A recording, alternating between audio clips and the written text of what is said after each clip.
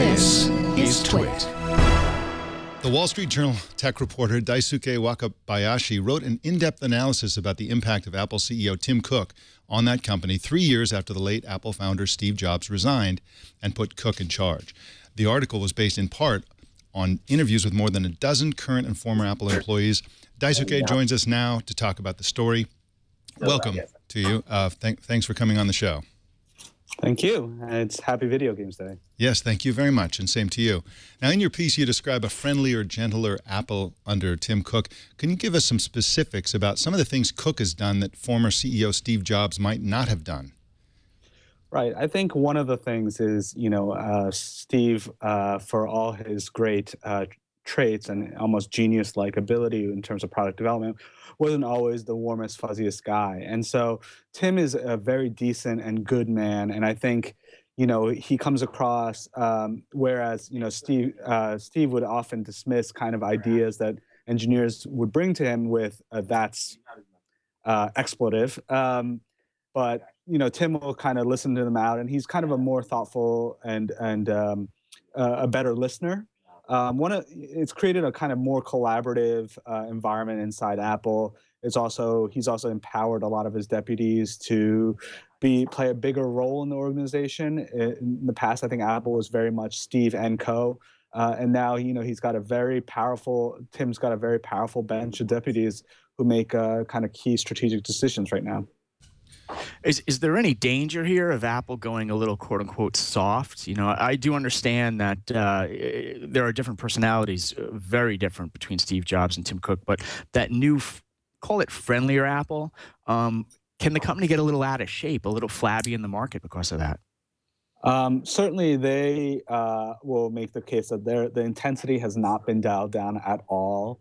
But yeah, there are some people, former and current employees, who worry that kind of really frenetic environment that Steve fostered also led to great innovation. Apple will deny this pretty adamantly. They will say that the intensity is still there, that the product pipeline is looking great.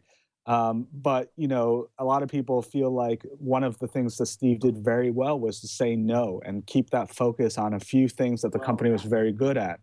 But the problem now with Apple is it's a $171 billion company. And, 3 years ago, it was a $65 billion company. And so if you think about it, that's $106 billion in 3 years. That's bigger than Google. That's bigger than Amazon. And when you become that big, it's hard to maintain just a focus on a few things. You have to expand, or otherwise you stop growing. And I think that's kind of the rock and a hard place maybe that Apple's in right now. It seems to me that the combination of Steve Jobs and Tim Cook was a killer combination, because Steve Jobs was what I like to call a visionary dictator. He was not only very decisive, very harsh with employees and so on. It was much more than that. He, as the founder of Apple, had a lot of sway over every employee in the company. I mean, every single employee in the company, probably worshipped him practically. And so he had just enormous influence. And then you had Tim Cook, who was always a brilliant operations expert. Now, is Tim Cook still a genius when it comes to operations? And does he have the bandwidth now to maintain that role? I think so. I mean, one of the things that pretty much to a person, everyone at Apple will say is that Tim is incredibly not only wide in terms of the things that he knows about, but also deep. And so, he's kind of always been known as a guy who has numbers, at the tip of his fingers and kind of understands all facets of the company. And certainly operations is something that he has never kind of let go. And he also has a guy, Jeff Williams, who is often referred to as Tim Cook's Tim Cook, who is also, one of the best operations experts out there. And, one of the most amazing things about Apple, in a way, is as it's grown from this, $65 billion company to a $171 billion company, it has not become any less efficient. I quoted in one of my pieces that basically in the previous quarter, Apple had basically a week of inventory for a company with $171 billion in annual revenue. And that compares to something like 8 weeks of inventory at the end of the previous quarter for Samsung. And Samsung is no slouch when it comes to the supply chain management either. So this is a very, very, very well-run company.